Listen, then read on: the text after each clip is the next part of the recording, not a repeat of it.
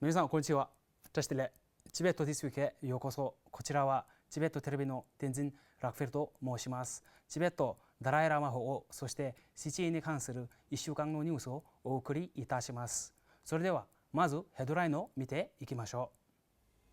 う。在日チベット人コミュニティは安倍晋三元首相を逝去を追悼する祈祷会を開催しました。ダライラマ法はレイ・ラダックにて教鞭を仕切りました。ダライラマ法はデビッド・トレンブル教の遺族に哀悼の意を表しました。チベット人布教家に懲役18年の判決が下されました。CTA の常設戦略委員会の第2回会合が開催されました。CTA は元チベット外交官のプンゾク・トゥンデ氏の死去を悼みました。チベット事務局台湾は仏教心理学セミナーを共同開催しました。チベットハウスブラジルは民事官の代表らを歓迎しました。有谷大王が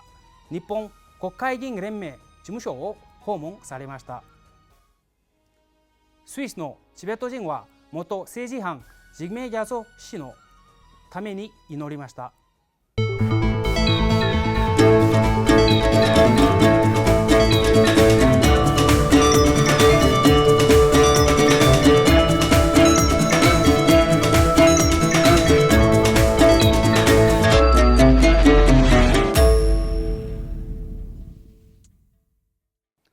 在日チベット人コミュニティは7月17日日曜日、安倍晋三元首相の悲劇的な死を悼み祈祷会を催しました。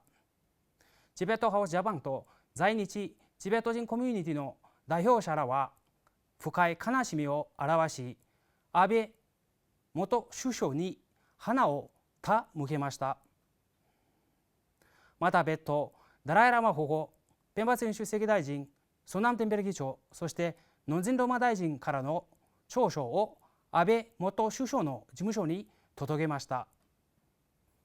ダライラマ法法は3日間にわたるシャンティデーワの菩薩の生き方への手引きについての教えを開始しました。菩薩の生き方に関する指導を先週木曜日からレイ・ラダックのチョクラムサルにあるシェ・セワル教場にて開始しました。法法は教えの最終日に観音菩薩の機能も授けられました。法法は先週土曜日に現地の仏教の主要な寺院である書館イスラム教のジャマ・マシッドとイスラミア・モスコ、そして例のモラビア教会を巡礼されました。先週月曜日の朝、ダライラマ法法は2018年7月に行ったプロジェクトの河合慰霊式では新たに建設された適正図書館とラーニングセンターを奉献しました。ダライラマ法法は今週火曜日に元ノーベル賞受賞者であったダビッド・トレンブル教の逝去について心から哀悼の意を申し上げました。法法はトレンブル教のビジョン、勇気、そして北アイルランドに平和をもたらすための現実的なアプローチを称賛され、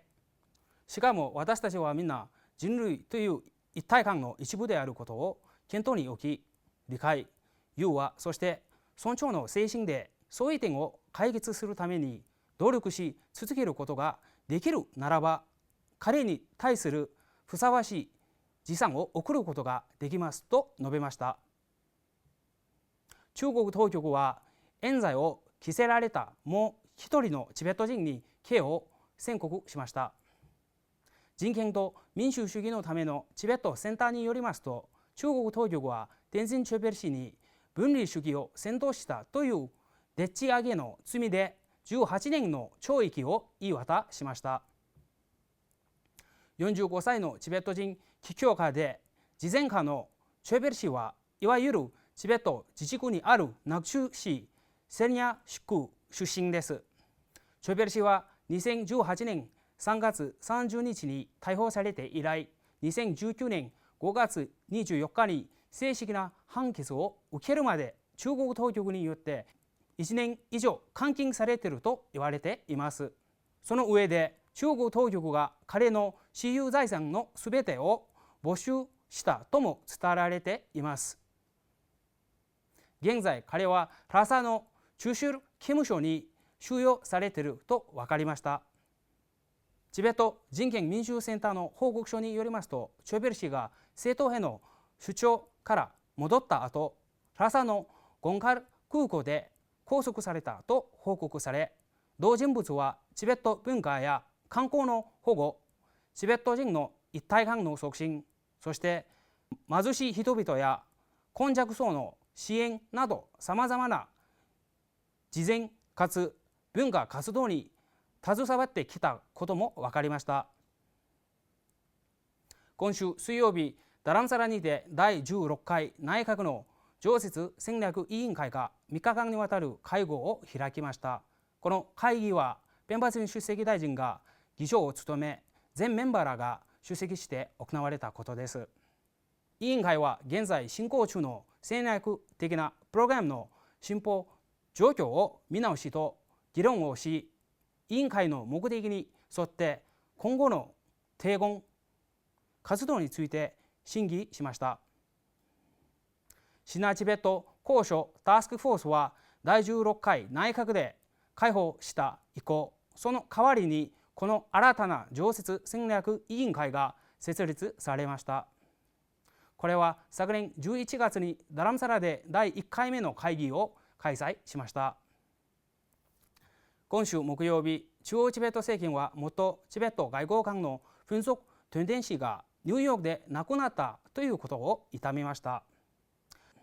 チベットの首都ラサに生まれた彼は当時1964年の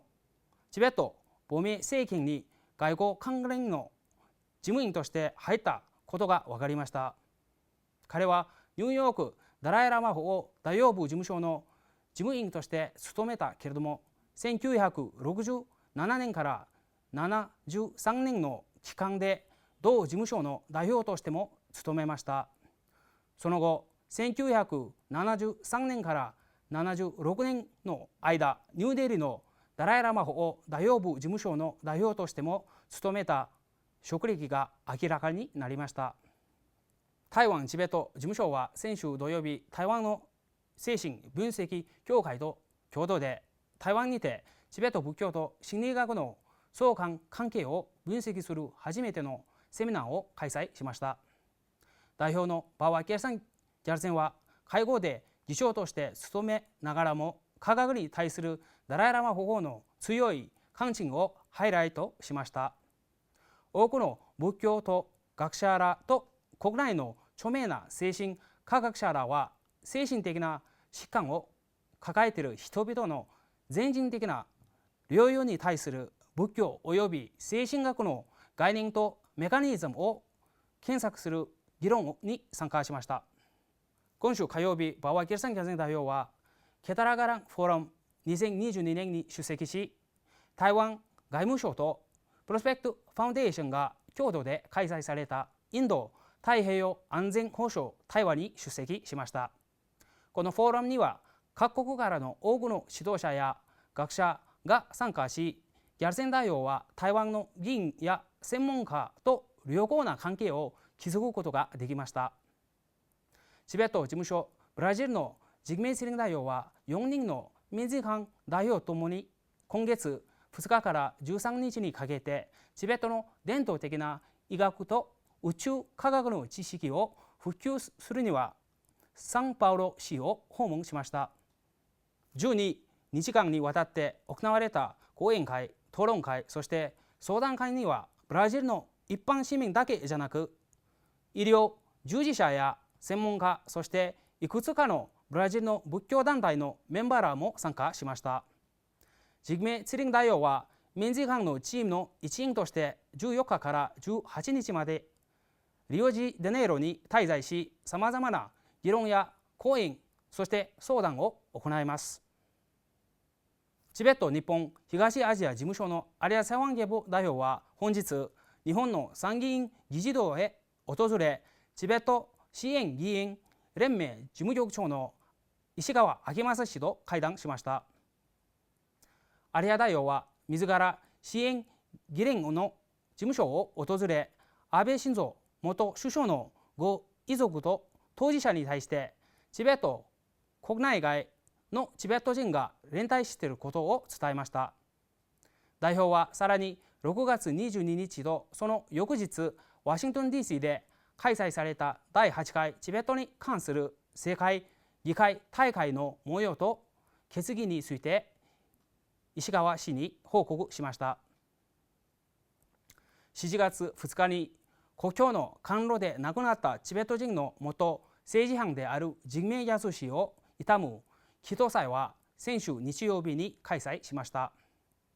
祈祷祭にはチベット事務所ジュネーブのティングレ主義大王、元チベット議員ら、スイス・リテンシュタインのチベット人共同体副会長、そして現地のチベット三州教会会長も出席しました。この祈りの儀式はケン・リンポチェ、ゲシェ・トプテン・リクメ、チベット・インスティテュート・リコンに属する僧侶たちによって主催されました。ティングレ主義大王はこの祈祷祭を主催した地域同盟協会のイニシエチブを高く評価しながらも、チベットの人々の不屈の勇気を思い起こし、チベットの理由を求める声を強化するために一致団結して努力することを要請しました。ラブランジグメとしても知られるチベットの著名な元政治犯のジグメヤソ氏は、中国の刑務所で受けた非人道的な扱いが原因で2022年7月2日に亡くなりました。それ以前にも彼は中国によるチベットでの拷問を含む深刻な権利侵害の証言画像もソーシャルメディア上で広く公開されたこともありました。皆さん、今週のニュースはこれで以上です。ご視聴どうもありがとうございました。皆さんにとって今週も良い1週間になりますように。